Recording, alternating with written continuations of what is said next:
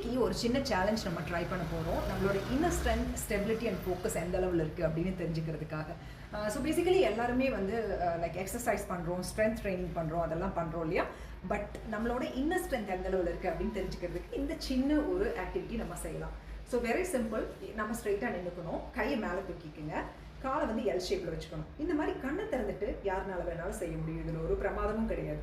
But கண்ணை மூடிட்டு 30 second to 1 minute உங்களால் நிற்க முடிஞ்சதுனாக்க தட் இஸ் சூப்பர். ஸோ இந்த மாதிரி நிற்கும் போது இப்படி டான்ஸ் பண்ணக்கூடாது, வாபிள் பண்ணக்கூடாது, கண்டிப்பாக கண்ணு வந்து மூடி இருக்கணும்.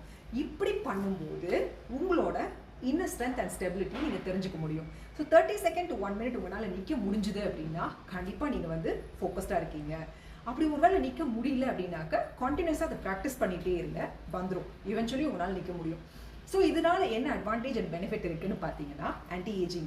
நம்ம வயசாகிறப்ப நம்ம காலில் வந்து ஸ்டெபிலிட்டி இல்லை, நிற்க முடியல, நடக்க முடியல, அந்த மாதிரி பிரச்சனை வராமல் இருக்கிறதுக்கு இந்த ஒரு சின்ன சேலஞ்சை நம்ம ட்ரை பண்ணுறது நம்மளுக்கு ஹெல்ப் பண்ணும். ஸோ கண்டிப்பாக இந்த மாதிரி யூஸ்ஃபுல்லான இன்ஃபர்மேஷன்ஸ் எல்லாம் வேணும், எனக்கு பிடிச்சிருக்கு அப்படின்னா சேனலை சப்ஸ்கிரைப் பண்ணிக்கோங்க. தேங்க்யூ.